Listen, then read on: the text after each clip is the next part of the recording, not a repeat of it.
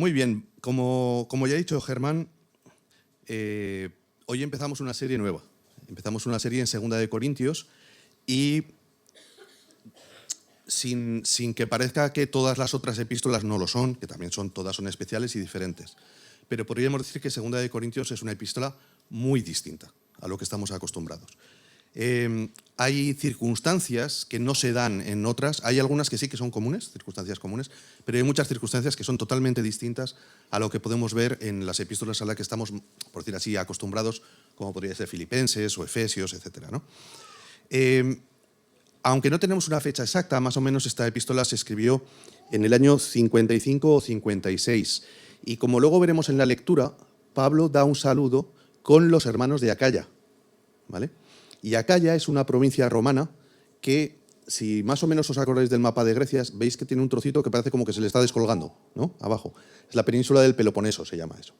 Y Acaya era toda esa región y un poquito hacia arriba. Justo ya toca con lo que se llama Macedonia, ¿vale? ¿Cuál era la capital de Acaya? Era Corinto. Entonces, cuando Pablo dice con los hermanos de Acaya, significa que estaba en alguna de las otras ciudades de Acaya, que no era Corinto, pero estaba muy cerca. ¿Y por qué estaba muy cerca? Pues porque quería visitar la iglesia. Ese era el asunto. Quería visitarla, pero determinadas circunstancias habían hecho que hubiera una ruptura de relaciones entre Pablo y la iglesia. O más bien, por decirlo correctamente, entre la iglesia y Pablo. No era de Pablo hacia la iglesia, sino de algunos miembros de la iglesia hacia Pablo.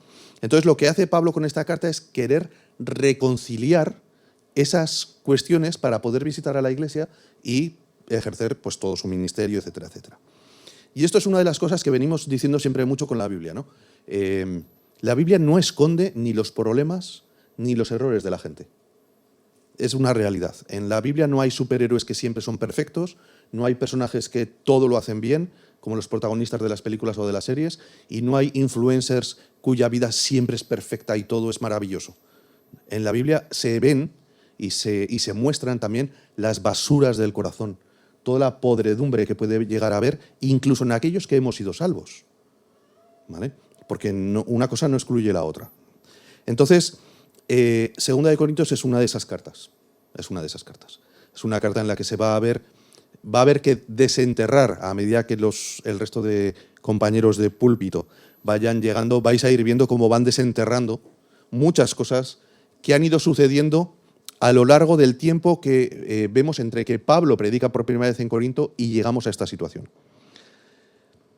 Hay algunas cosas que por el texto podemos saberlas, con ciencia cierta, prácticamente con ciencia cierta. Otras podemos suponerlas. Entonces, hemos establecido 6 problemas, o 6 situaciones más bien, que se daban en la iglesia y que van a ser la base de todo lo que Pablo va a ir escribiendo en la carta, o de casi todo lo que Pablo va a ir escribiendo en la carta. Entonces, cuando luego prediquen cualquiera de los otros hermanos, probablemente van a decir, mira, este asunto era por aquello que se habló de la autoridad apostólica o de la ofrenda para Jerusalén, ¿vale? Y los 6 puntos voy a pedir que los pongan. El primero había influencias negativas, de diferentes tipos además, ¿vale? Había, por un lado, algo a lo que ya vamos estando más acostumbrados, que son los judaizantes. ¿Os acordáis de los judaizantes? Aquellos,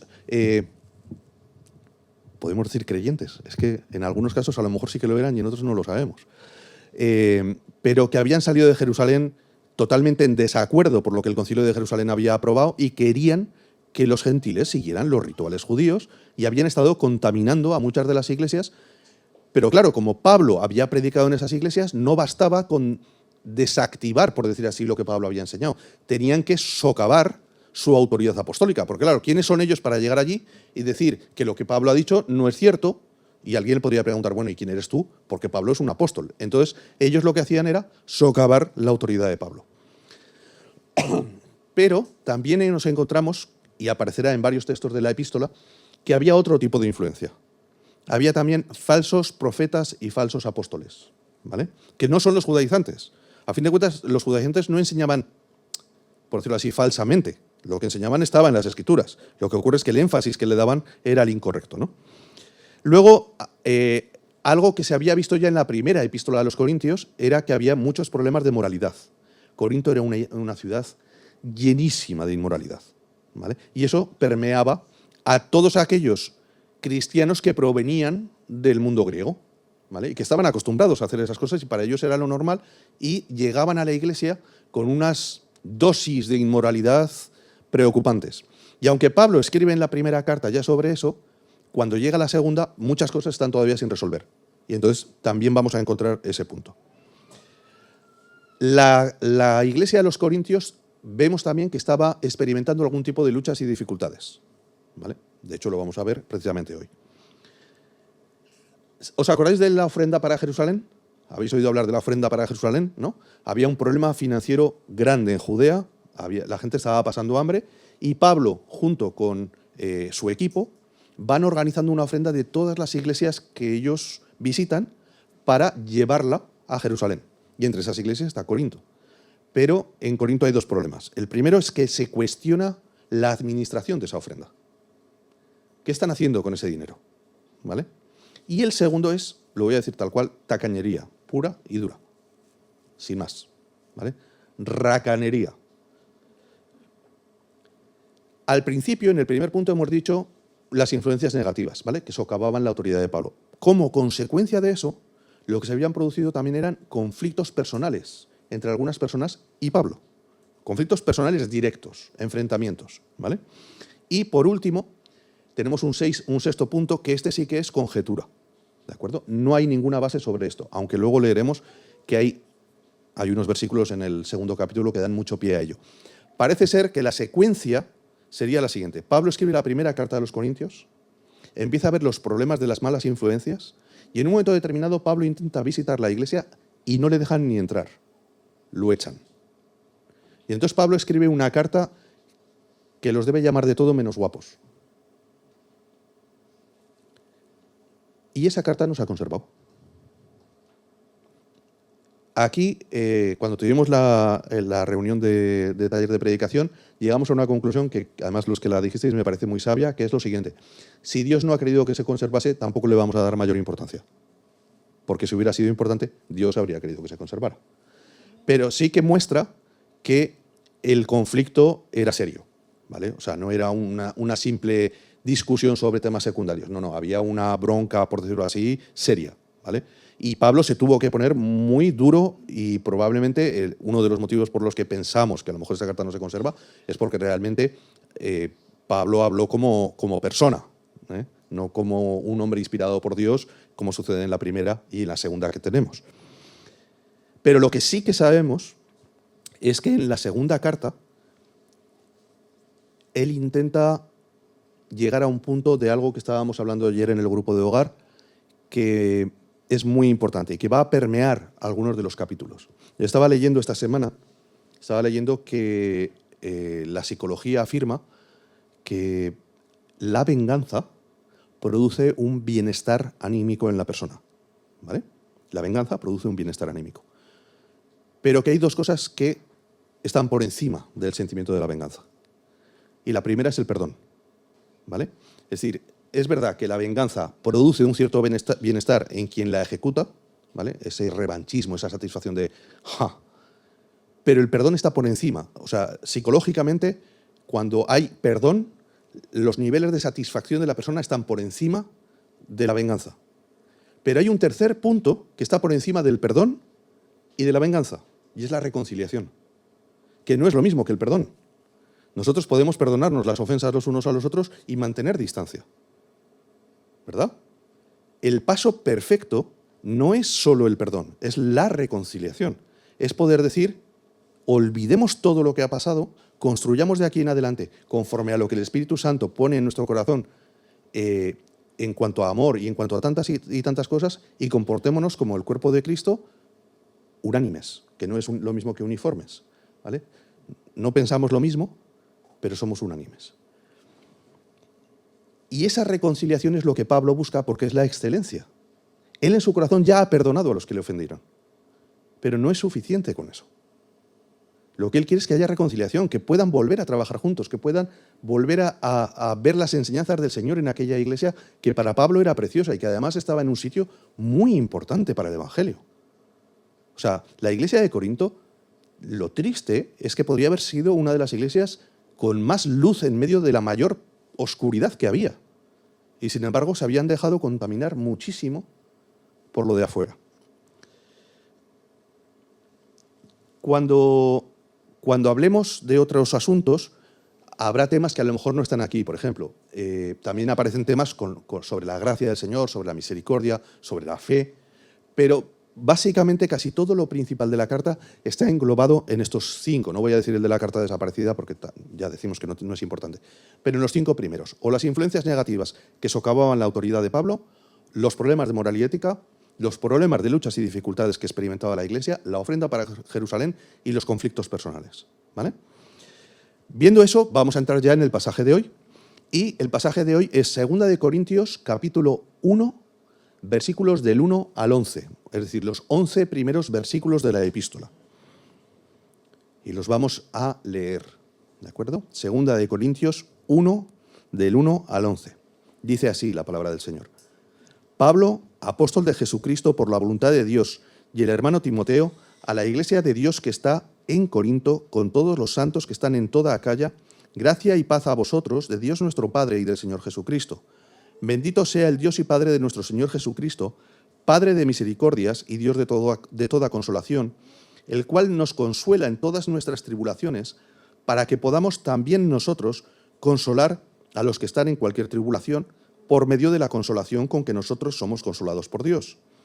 Porque de la manera que abundan en nosotros las aflicciones de Cristo, así abunda también por el mismo Cristo nuestra consolación. Pero si somos atribulados, es para vuestra consolación y salvación, o si somos consolados, es para vuestra consolación y salvación, la cual se opera en el sufrir las mismas aflicciones que nosotros también padecemos.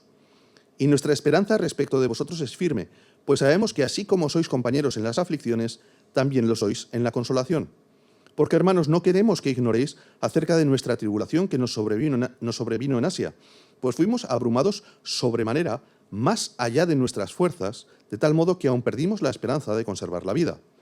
Pero tuvimos en nosotros mismos sentencia de muerte, para que no confiásemos en nosotros mismos, sino en Dios que resucita a los muertos, el cual nos libró y nos libra, y en quien esperamos que aún nos librará de tan gran muerte, cooperando también vosotros a favor nuestro con la oración, para que por muchas personas sean dadas gracias a favor nuestro por el don concedido a nosotros por medio de muchos. Los versículos 1 y 2 son una presentación, y no quiero decir con esto que no tenga importancia, tiene importancia, ¿vale? Las presentaciones de Pablo, aunque puedan parecer que son similares, él deja detalles que son importantes dependiendo de cosas que hemos visto. Por ejemplo, vais a ver que él se define como apóstol de Jesucristo por la voluntad de Dios. Está marcando territorio, ¿vale? Por decirlo así. Si hay un problema de que se debate o que se discute su autoridad como apóstol, él comienza la carta diciendo Pablo, apóstol de Jesucristo por la voluntad de Dios. Ya está, ¿vale? O sea, no hay más. Y, como veis, lo que comentábamos antes, él pone además en la carta la compañía de Timoteo y de los vecinos, porque los santos que están en toda Acaya son los vecinos de Corinto. No son iglesias lejanas, no son creyentes de muy lejos, son creyentes que a lo mejor probablemente se conocían incluso, ¿vale? Como aquí puede suceder que nos conocemos con los de Marín o nos conocemos con los de Pontevedra, ¿vale? O los de Vigo. Vamos a ver en el resto del pasaje 3 puntos, ¿de acuerdo? A partir del versículo 3 hasta el versículo 5, el primer punto lo hemos llamado, o lo he llamado yo, compañeros de consuelo. Habéis leído el texto conmigo y casi es un trabalenguas, ¿eh? Consuelo, consolados, consuelo, consolados, consolación. Aparece un montón de ocasiones. Y lo que Pablo afirma aquí es que de todos los aspectos de Dios que él quiere destacar en este momento, él quiere destacar su misericordia y su consuelo. Y a mí hay algo aquí que me hace pensar en lo ignorante que soy en muchas cosas. Hemos estado una serie de predicaciones sobre el Espíritu Santo, ¿verdad? Y si preguntásemos, incluso después de haber hecho toda la serie sobre el Espíritu Santo, probablemente si preguntásemos a muchas personas qué aspectos destacarían del Espíritu Santo, pues muchos podrían decir a lo mejor pues la guía espiritual que me ayuda a entender la palabra de Dios. Pero lo cierto es que el Señor Jesús al Espíritu Santo lo llamó de una manera muy clara, hasta 5 veces en el Evangelio de Juan, que es Paracletos, ¿no? Que Paracletos muchas veces lo traducimos como abogado, pero tiene el sentido de abogado defensor porque en realidad es el que produce consuelo, el que da apoyo, el que está defendiéndote. Es decir, cuando el Señor Jesús destacó un aspecto del Espíritu Santo que iba a ser fundamental para los apóstoles, destacó el consuelo. No estoy diciendo que todos los demás aspectos del Espíritu Santo no sean importantes, pero estoy diciendo que si el Señor Jesús usó hasta 5 veces la palabra consuelo o consolador para referirse al Espíritu Santo, es porque este aspecto del Espíritu Santo es fundamental para nuestra vida como cristianos. De hecho, no sé si sabéis qué es la Septuaginta o habéis oído hablar de ella, ¿vale? Pero es una versión en griego del Antiguo Testamento y la palabra que se usa, por ejemplo, ¿os acordáis cuando Job está con sus amigos y le van a consolar de aquellas maneras, por decirlo de alguna forma? Y él dice, menudos consoladores estáis hechos, ¿no?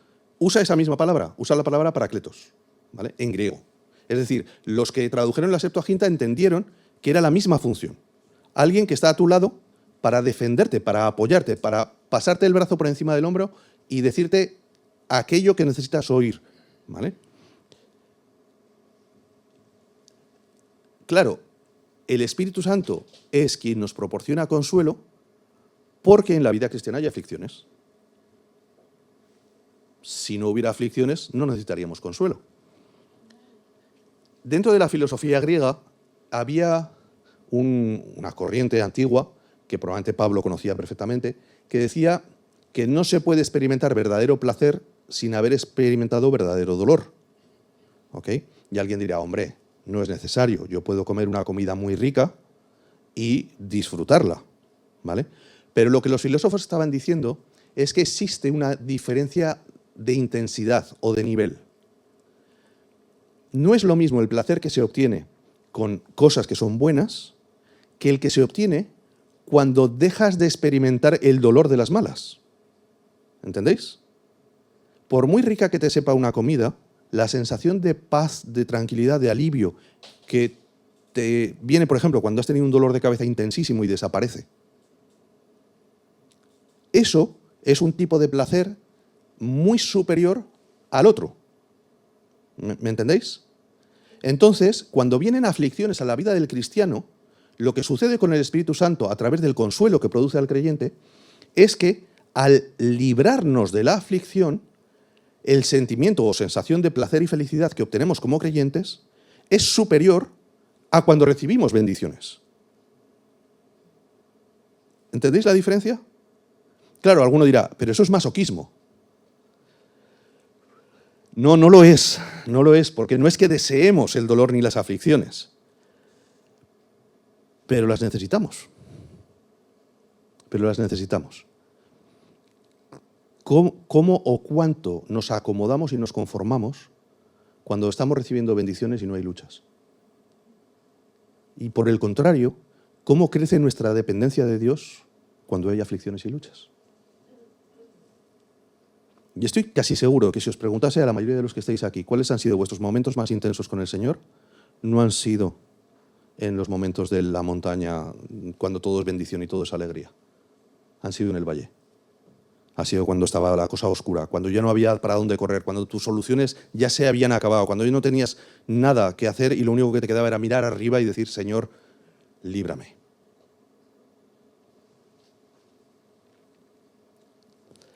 Pero claro,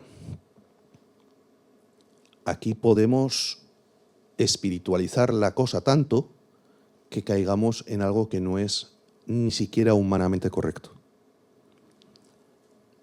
Dice Pablo en Corintios, en la primera, les dijo a los corintios que no nos ha sobrevenido ninguna tentación que no sea soportable, ¿verdad?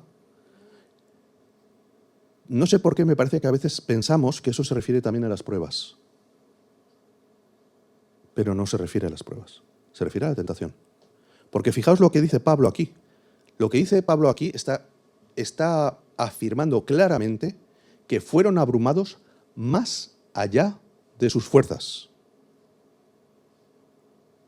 Llegaron al agotamiento, a la desesperación. O sea, yo no sé por qué a veces nos hacemos... Bueno, a lo mejor soy yo, a lo mejor soy yo. Pero yo a veces me hago la imagen de Pablo cuando está en las aflicciones, cantando en la prisión. Me lo imagino siempre con una sonrisa, como si nada pasara. Y no, no, no.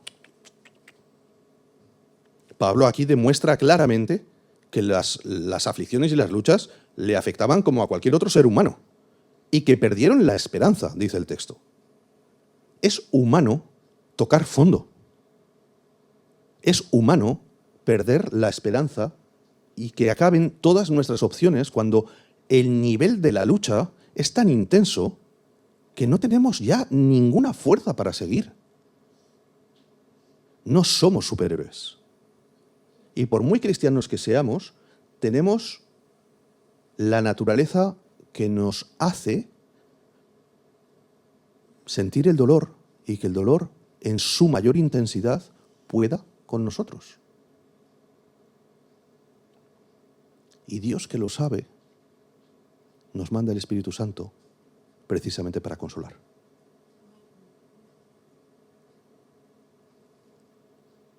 De todos los aspectos del Espíritu Santo, el Consolador está ahí porque es el que más falta te va a hacer cuando estás en el peor de los momentos.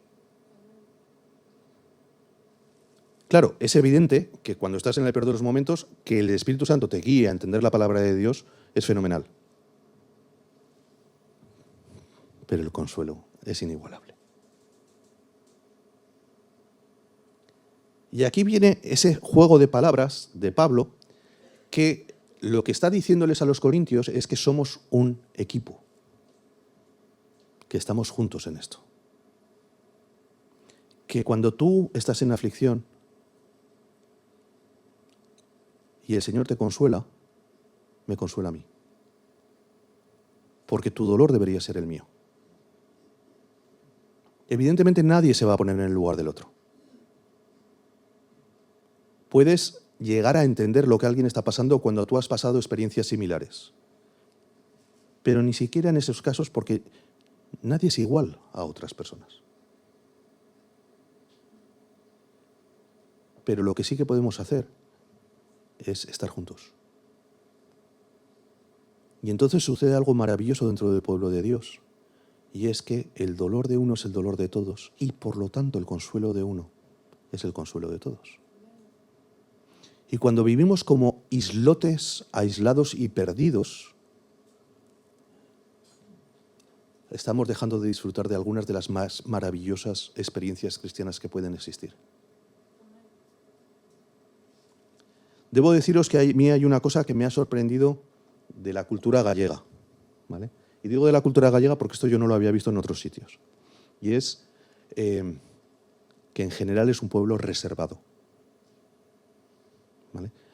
Yo estaba acostumbrado a que cuando alguien tenía una enfermedad o tenía un problema, lo primero que se hacía era, se decía públicamente en la iglesia y se oraba, todo el mundo oraba, ¿no? Y al llegar a Galicia me di cuenta de que había muchas personas que tenían enfermedades incluso graves y serias y nadie decía nada. Y a mí, sinceramente, me sorprendía y me sorprende. No estoy criticando, pero sí que os estoy diciendo que cuando nos privamos los unos a los otros de ser compañeros de consuelo, ambos perdemos. Que deberíamos ser uno, que deberíamos compartir. Que es evidente que no vas a poner un anuncio y que no, a lo mejor no vas a lanzarlo en las redes sociales. Pero compartirlo para que podamos orar los unos por los otros genera bendiciones en el momento y luego en el futuro también.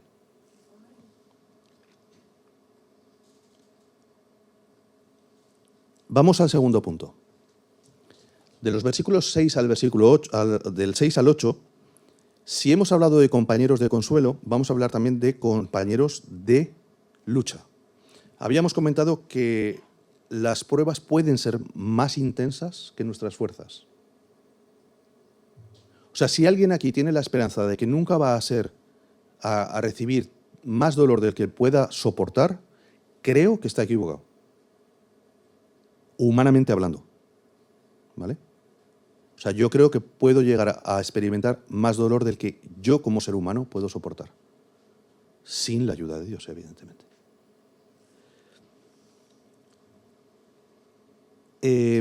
Walter esta semana en la clase de discipulado de Creciendo en la Gracia hablaba sobre las misiones, sobre los misioneros. Y por cierto, os recomiendo a todos que escuchéis o que veáis ese vídeo, el vídeo de esta semana, bueno, todos, pero el de esta semana en concreto, ¿no? Y él estaba hablando de cómo algunas de las objeciones que tienen que ver con las misiones precisamente son porque perdemos a veces la sensación del trabajo en equipo y sobre todo del equipo ampliado. Y alguien dirá, ¿qué es eso del equipo ampliado? A veces podemos pensar que nuestro equipo es esto. Y lo es. Pero este equipo pertenece a un equipo mayor que es la Iglesia en mayúsculas. Y a veces veo que hay muchas iglesias, perdonadme la expresión, pero no lo puedo decir de otra manera, que viven mirándose el ombligo. Exclusivamente. ¿Qué es lo mejor para nosotros? ¿Qué es lo que nosotros necesitamos? ¿Qué es lo que a nosotros nos hace bien? ¿Cómo están nuestros jóvenes? ¿Cómo están nuestros adolescentes? ¿Cómo están nuestros matrimonios? ¿Cómo están no sé qué? ¿Cómo están no sé cuántas? Y cuando llega la hora de las misiones, es que no tenemos recursos, es que no podemos, es que es demasiado para nosotros, es que primero es lo nuestro, es que primero hay que cuidarlo de aquí. Decidme que nunca habéis oído frases como esas.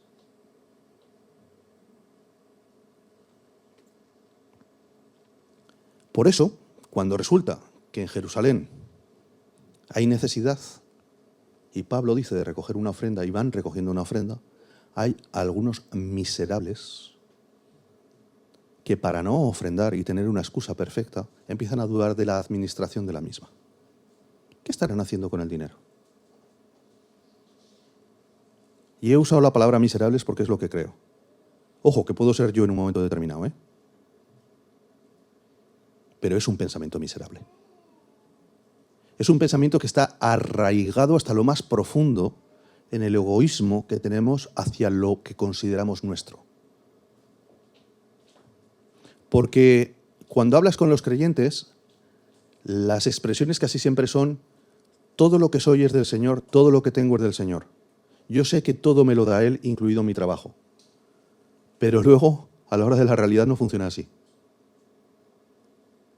Lo mío es mío y lo tuyo es mío.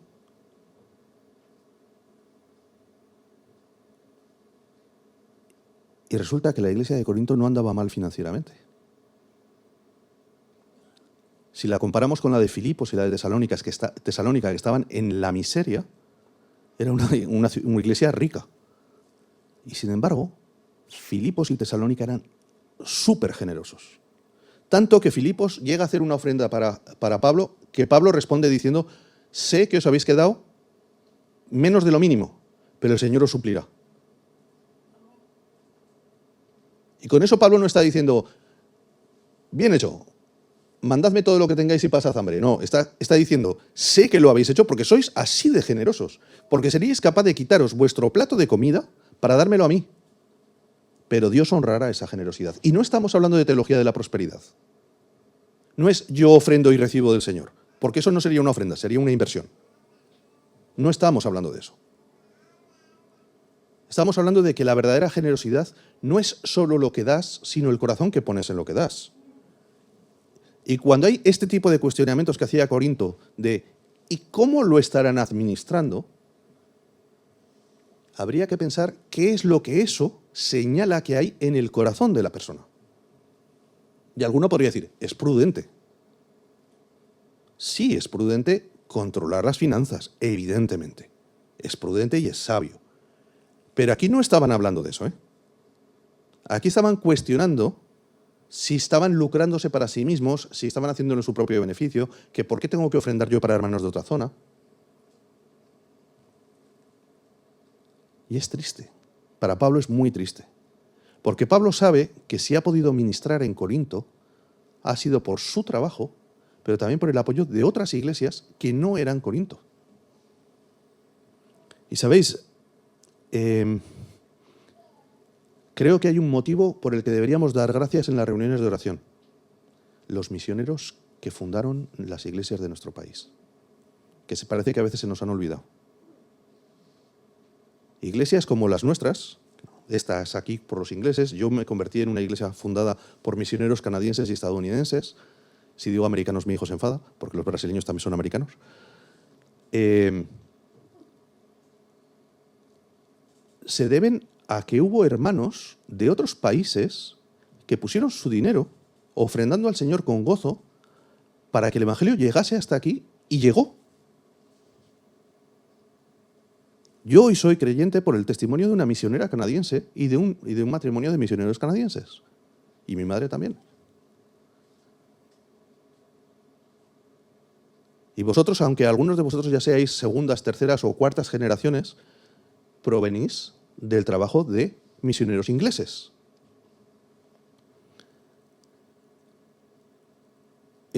Hace unos meses prediqué en Bilbao puse un título un poco duro, se llamaba Caraduras Espirituales. Sí. Pero es que a veces me siento así.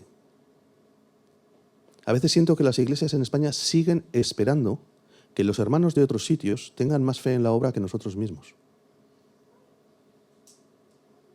Que vengan obreros pagados por otras iglesias y mantenidos por otra gente. Así nosotros no tenemos que hacer ese esfuerzo.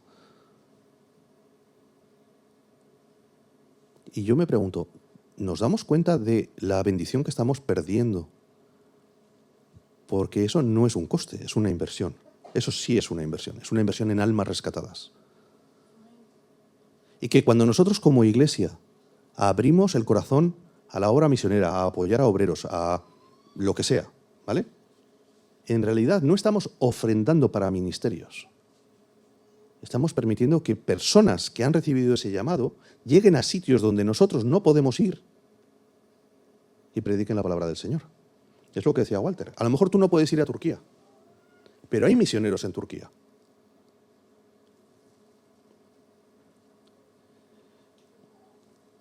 Y por eso, cuando tú compartes el trabajo y la lucha, este trabajo y esta lucha, también compartes las bendiciones y las alegrías. Porque hay dificultades, pero también hay alegrías. Y cuando los misioneros que vinieron a Zaragoza, a nuestras iglesias, mandaban los informes y en cada informe había 5, 6, 8 nuevas conversiones, bautismos, familias que se iban entregando al Señor. ¿Recordáis esos años en los 70 y 80, no? Más o menos. Yo no sé cómo se vivieron aquí en Galicia, pero en el resto de la península hubo un boom, ¿de acuerdo? Aquello tenía que producir mucha alegría en los que de corazón estaban siendo compañeros de los misioneros, no solo con el dinero, sino también con lo que vamos a ver en el tercer punto y último. Las oraciones. Fijaos que en el versículo 9, del 9 al 11, lo que Pablo está diciendo, lo dicen en concreto en el 11, es que si yo oro por ti, cuando el Señor te responde a ti y tú me dices, el Señor me ha respondido, das gracias tú y doy gracias yo. Vale, símil baloncestístico, no lo puedo evitar. Aquí a muchos sois futboleros, yo soy baloncestero, ¿vale?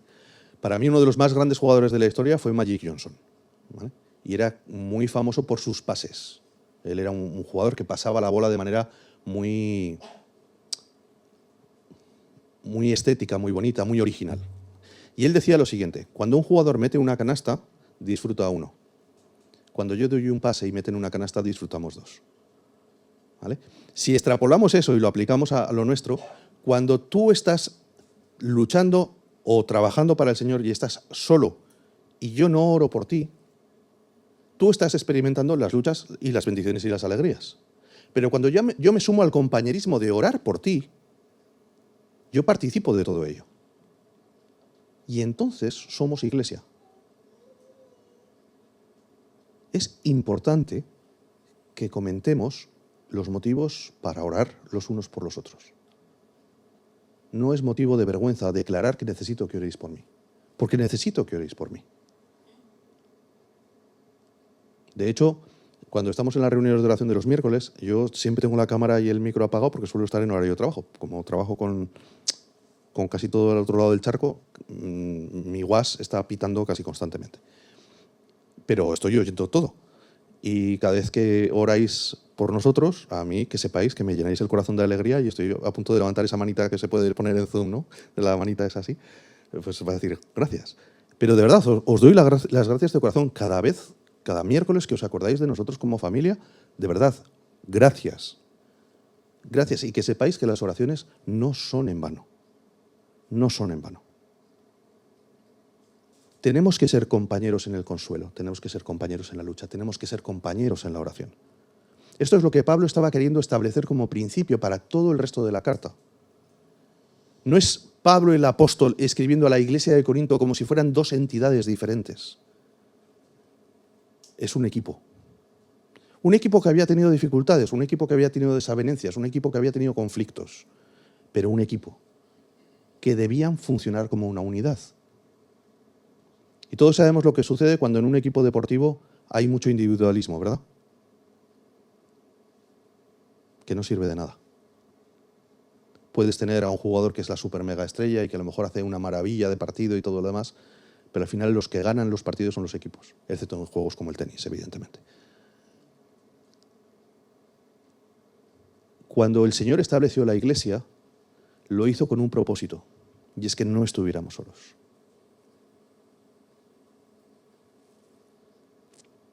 Y para el Señor la iglesia era importante.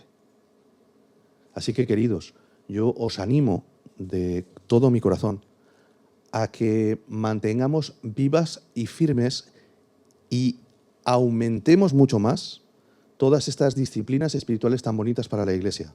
El compañerismo en el consuelo. Si sabes que alguien lo está pasando mal, mándale un versículo, ora por esa persona. Si puedes estar con esa persona y charlar o tomar un café, hazlo. Acordémonos de las misiones y de los misioneros. Acordémonos de los obreros, acordémonos de los que trabajan entre nosotros y los que trabajan fuera. Pero estemos dispuestos también como iglesia a empezar a abrirnos de manera muy intensa hacia afuera. Ha llegado el momento también de repartir, ¿no? Por decirlo así. Y no desistamos nunca de recordar que Dios es un Dios de misericordia. Te puede doler mucho más de lo que esperas, pero no estás solo. Si eres hijo de Dios, tienes al Espíritu Santo. Tienes consuelo. Y Él sabe de lo que estás pasando. Cuando ya no puedas más, cuando estés como Pablo, más allá de tus fuerzas, díselo al Señor. Dile, no puedo más. No puedo más. Ya está, no, ya he llegado al límite. Díselo así. ¿Crees que el Señor no va a dejar de escucharte?